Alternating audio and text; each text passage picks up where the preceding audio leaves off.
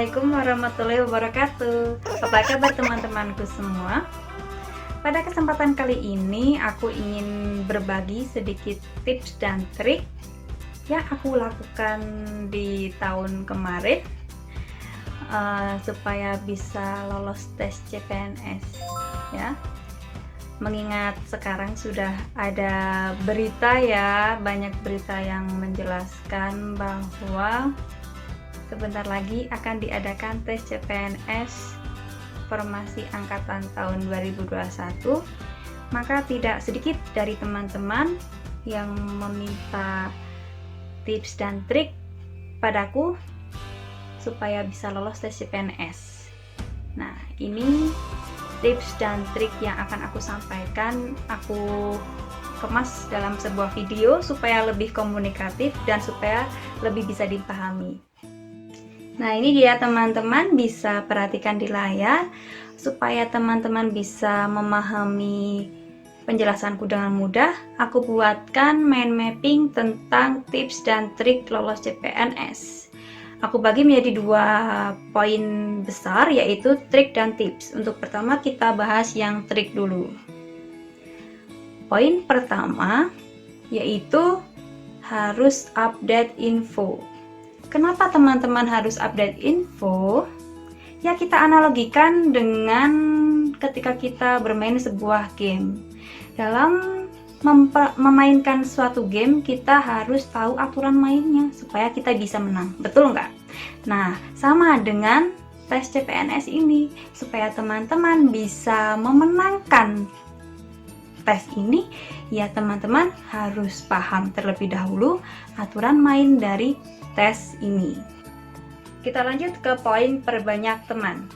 Di poin perbanyak teman ini aku bagi menjadi 3 subpoin.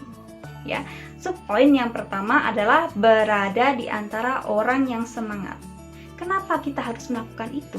Ya, supaya kita terbawa arus semangat mereka. Ya, jangan sampai teman-teman sudah semangat tapi berada di lingkungan yang salah sehingga terbawa arus yang tidak semangat. Lebih baik lagi jika teman-teman misalkan semangatnya kurang tinggi nih, tapi berada di lingkungan orang yang semangat, pasti mau tidak mau akan terbawa arus mereka. Dan alangkah lebih baiknya lagi jika teman-teman sudah semangat ditambah berada di antara orang-orang yang semangat. Nah, ini pasti akan membawakan dampak yang sangat besar. Lalu kita lanjut ke subpoin yang kedua, yaitu saling meringankan beban belajar. Nah, ini yang aku praktekkan kemarin teman-teman. Jadi aku akui saja ya, untuk materi SKD itu kan ada materi TWK, TIU, dan TKP. Dari ketiga materi ini aku lebih condong ke arah materi TIU karena memang aku sedari dulu suka yang namanya materi hitung-hitungan. Hitung-hitungan kan ilmunya pasti gitu ya, jadi aku mempelajarinya lebih mudah gitu. Nah, tetapi aku punya kelemahan nih di TWK dan di TKP. Di TWK itu ya karena terlalu banyak hal yang harus dihafalkan gitu loh. Ya mungkin memang otakku ini jatahnya lebih bisa paham ke TIU daripada TWK gitu ya, kan orang beda-beda. Dan di materi TKP pun aku juga masih agak bingung sih. Nah, jadi aku saat itu membuat grup belajar, kita belajar bareng nih. Nah, orang itu kan beda-beda ya. Mungkin kalau aku condongnya ke TIU. Ada lagi temanku nih yang lain yang dia itu condong ke TWK tetapi TIU-nya jeblok juga ada. Terus yang lebih condong ke TKP tapi 2 materi yang lain lebih jeblok juga ada. Nah, dengan kita bersatu membentuk kelompok belajar, kita bisa saling melengkapi kekurangan satu sama lain dengan kelebihan diri sendiri gitu loh. Nah, jadi poin yang kedua ini juga sangat penting ya teman-teman. Ini bisa sangat meringankan beban belajar kita gitu. Jadi kita juga ada temannya belajar, jadi lebih semangat. Lalu aku lanjutkan ke poin yang ketiga. Untuk poin yang ketiga ini aku buat khusus untuk formasi tenaga pendidik, ya. Membuat peta pendaftaran. Kenapa sih harus dibuat peta pendaftaran? Ini menyiasati untuk peserta yang berserdik, ya. Untuk pendaftaran CPNS tahun 2019 ini menerapkan penilaian 100% SKB bagi peserta yang memiliki serdik. Nah, maka dari itu ini kita sangat perlu sekali membuat peta pendaftaran, ya. Untuk yang serdik nih, ini sangat menguntungkan. Supaya apa? Supaya kita itu daftarnya itu jangan sampai satu lubang dengan teman yang sama-sama punya serdik. Nanti kan sayang serdiknya. Lalu untuk teman-teman yang belum memiliki serdik, itu juga sangat penting, ya, membuat peta pendaftaran ini. Dengan membuat peta pendaftaran ini, teman-teman yang belum punya serdik itu bisa menghindari instansi mana yang tidak dimasuki oleh serdik, sehingga ada peluang lebih banyak, lebih besar untuk bisa memenangkan CPNS, sehingga punya peluang lebih besar untuk bisa menjadi ranking 1 di formasinya itu. Misal kita sudah berusaha membuat peta pendaftaran, kok ternyata pada akhirnya tetap ada saingan kita yang serdik nih, padahal kita belum serdik. Bagaimana nih triknya? Nah, jika teman-teman kebetulan berada di posisi itu, ada trik nih. Aku menceritakan trik ini bukan dari aku yang mengarang, tapi ini aku lihat dari pengalaman temanku yang berada di posisi itu. Jadi dia daftar di suatu SD, dia belum punya serdik, sedangkan saingannya sudah punya serdik. Apa yang harus dilakukan? Yang dilakukan oleh temanku itu adalah belajar dengan maksimal, berusaha meraih nilai yang setinggi-tingginya. Karena apa? Karena masih ada formasi lain yang kosong yang tidak ada pendaftarnya, dan untuk memenuhi formasi itu diambil dari peserta yang memiliki nilai skor yang jika di ranking masuk ke jumlah instansi yang kosong. Jadi nih, temanku yang tadi aku ceritakan satu formasi pendaftaran dengan yang berserdik itu,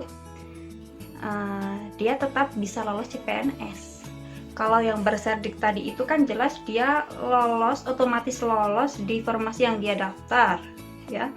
Tapi kalau temanku yang tidak berserdik itu, dia alhamdulillah bisa mendapatkan skor yang tinggi, mencapai rank global tinggi, ya, se-kabupaten itu, sehingga dia ditempatkan di formasi lain, dan status kelulusannya itu adalah PL2, yang berarti lolos CPNS dan dialihkan ke formasi yang lain. Nah, itu dia tadi jika kita bahas triknya. Sekarang kita beralih ke tips bisa lolos CPNS. Di poin tips ini aku bagi menjadi 2, ya, ada jasmani dan rohani. Untuk jasmani itu sangat jelas, ya. Yang pertama adalah jaga pola makan. Kenapa? Ya, intinya kita jaga pola hidup sehat lah, supaya kita tidak sakit, karena di dalam tubuh yang sehat itu terdapat jiwa yang sehat pula. Yang kedua yaitu jaga pola istirahat, ya. Jangan dipaksa. Tubuh kita juga berhak untuk istirahat. Ketika kita istirahat, ya istirahat. Jangan kepikiran kerja. Ketika kita kerja, ya jangan kepikiran istirahat. Dan ketika kita belajar juga kita harus benar-benar fokus belajar. Lalu untuk yang poin ketiga, buat jadwal kegiatan. Kenapa harus dibuat jadwal kegiatan? Ya, supaya kita ini belajarnya bisa teratur, bisa terarah, nggak semrawut gitu ya. Dan setelah kita buat jadwal kegiatan, kita harus bisa menerapkan perilaku taat dan disiplin. Kalau jadwalnya sedang bekerja, ya kita harus semaksimal mungkin selesaikan segala tanggungan kita, supaya nanti ketika kita sudah masuk ke jadwal belajar, ya kita bisa benar-benar fokus belajar tanpa terbebani oleh pekerjaan yang belum selesai ya. Dan ketika istirahat pun juga harus fokus istirahat, supaya istirahat kita juga ini berkualitas ya, sehingga nanti bisa benar-benar menjaga kesehatan jasmani kita. Setelah kita bisa menerapkan perilaku taat dan disiplin, ini juga poin penting, kita harus mempunyai rencana cadangan. Aku beri contoh, misalkan peserta yang mendaftar CPNS tapi dia sudah berkeluarga, dia posisi sebagai ibu dan punya anak, dan dia posisinya sudah bekerja misalkan, pastikan sangat berat ya. Nah, keadaannya yang berat itu tidak boleh dijadikan sebagai alasan untuk tidak belajar, tapi harus punya siasat.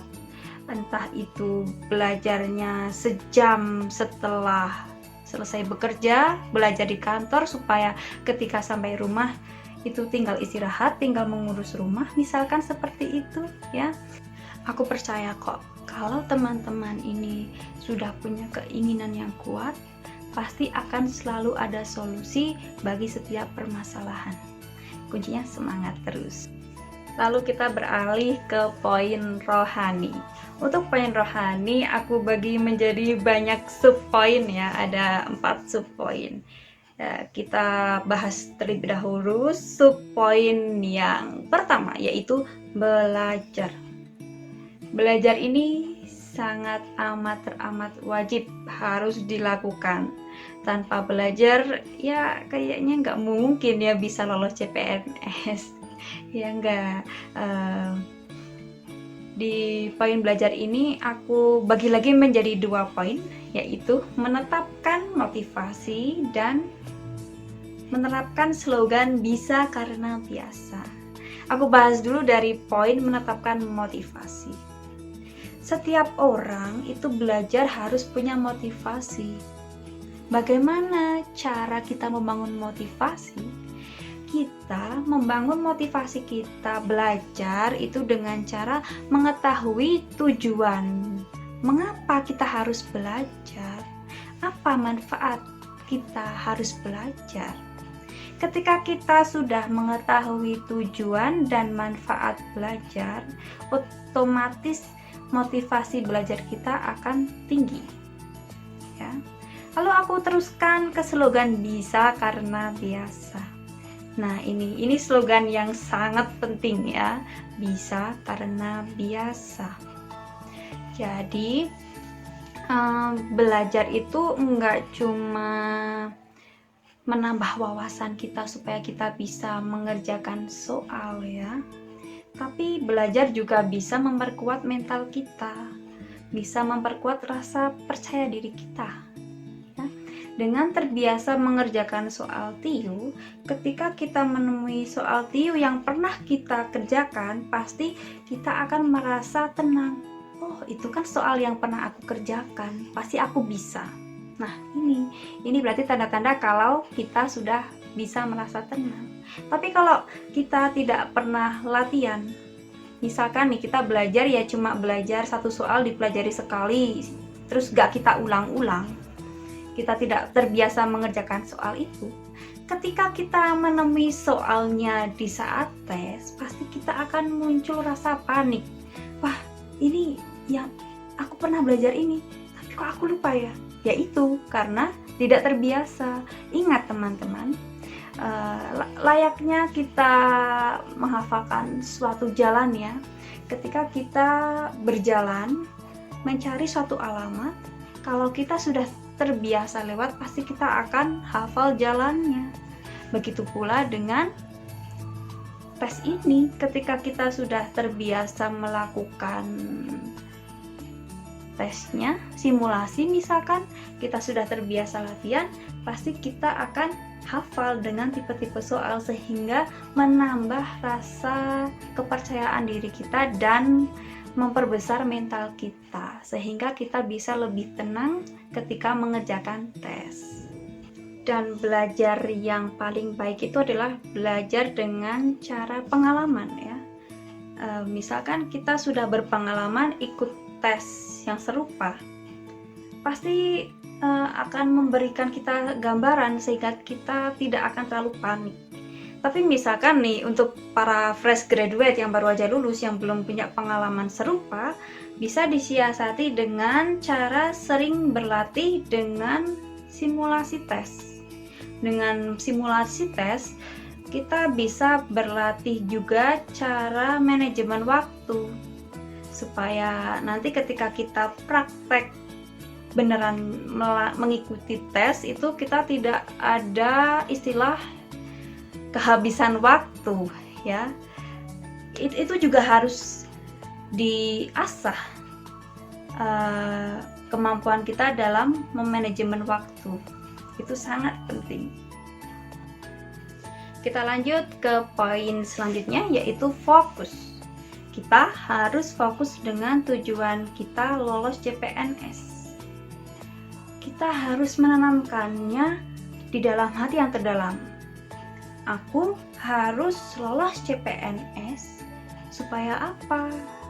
Nah, itu harus ditetapkan dari sekarang supaya teman-teman bisa lebih semangat. Dan jangan lupa juga untuk cuek dengan hal yang tidak penting. Ini aku sedikit cerita ya, cerita tentang pengalamanku nih, agak sedikit curhat jadinya, tapi nggak apa-apa lah ya, sambil cerita-cerita. Jadi dulu itu waktu aku mau tes SKD, beberapa hari sebelum tes itu aku ada suatu permasalahan yang itu sangat menyakiti hatiku ya. Jadi saat itu masalah datang sampai aku sakit merasakan masalah itu. Nah, tapi di saat aku sedang sakit, aku berpikir, pentingkah bagiku untuk memikirkan hal ini? Apa sih yang sebenarnya jadi prioritas utamaku saat ini? Iya, prioritasku yang saat ini harus aku lakukan adalah belajar karena aku punya target harus bisa lolos tes CPNS. Jadi saat itu aku paksa tubuhku yang sedang sakit untuk belajar. Jadi saat itu pun aku belajar ya sambil nangis, sambil sakit, sambil menahan, sambil kadang teringat saat aku sedang asik mengerjakan soal sambil tes, teringat ya dengan masalah yang aku hadapi saat itu. Ya, tapi bagaimana lagi? Kalau kita nggak memaksa diri kita, selamanya kita akan tetap jatuh. Yang bisa memaksa diri kita untuk bangkit itu adalah ya diri kita sendiri. Tidak ada motivasi yang bisa mengalahkan motivasi intern. Motivasi yang paling kuat itu adalah motivasi yang berasal dari diri sendiri. Motivasi dari luar itu gak ada apa-apanya dibanding dengan motivasi dari diri kita sendiri. Lalu nih, hal penting selanjutnya yang harus teman-teman pahami itu adalah bermental baja. Yang dimaksud dengan bermental baja ini adalah ketika teman-teman itu sudah siap dengan segala kemungkinan. Siap dengan kemungkinan lolos CPNS sekaligus siap dengan kemungkinan tidak lolos CPNS. Ketika teman-teman lolos CPNS, teman-teman sebaiknya tetap bisa menjaga hati supaya tetap rendah, tidak meninggi. Ya. Lalu apabila teman-teman tidak lolos CPNS, teman-teman harus bisa berbesar hati dan tidak menyalahkan hal lain, tidak menyalahkan keadaan, tidak menyalahkan kondisi. Orang yang bertanggung jawab, orang yang sukses, itu ketika dia gagal, ya dia akan menyalahkan dirinya sendiri. Tidak boleh menyalahkan hal yang lainnya. Ketika teman-teman sudah memiliki mental baja, teman-teman akan mudah merasa tenang, ya. Keadaan psikologis lebih tenang, otomatis akan mempermudah kita dalam belajar. Dan poin yang paling penting adalah berdoa, karena doa tanpa usaha itu kosong, sedangkan usaha tanpa doa itu sombong. Jadi berdoa dan berusaha harus dilaksanakan secara beriringan.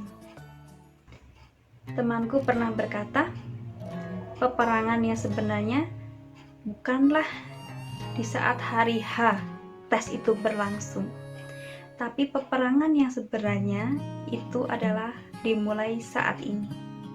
Peperangan melawan diri sendiri, menaklukkan ego kita sendiri, supaya kita bisa tahan, menahan perihnya perjuangan belajar, berusaha, dan terus berdoa. Lebih baik mandi keringat di medan latihan daripada mandi darah di medan pertempuran. Kesimpulannya, kita harus bisa menahan perihnya berjuang daripada menahan air mata akibat perihnya kegagalan. Nah, itu dia tips dan trik lolos CPNS versi aku. Barangkali nanti dari teman-teman ada yang punya tips dan trik yang belum aku tuliskan, boleh banget kok kalian tulis di kolom komentar. Karena manusia ini bukan makhluk yang sempurna, manusia ini tempatnya salah ya. Barangkali tadi ada salah yang aku sengaja maupun tidak aku sengaja, aku meminta maaf yang sebesar-besarnya. Aku membuat konten ini dengan tujuan ingin membantu teman-teman yang ingin mendaftar tes CPNS di tahun depan, ya. Dan jangan lupa teman-teman like, komen, dan subscribe channel aku, karena di tiap hari Jumat insya Allah aku akan membagikan konten-konten yang isinya berhubungan dengan CPNS. Itu saja dari aku kali ini. Salam semangat sampai langit. Wassalamualaikum warahmatullahi wabarakatuh. Jangan lupa like, komen, dan subscribe.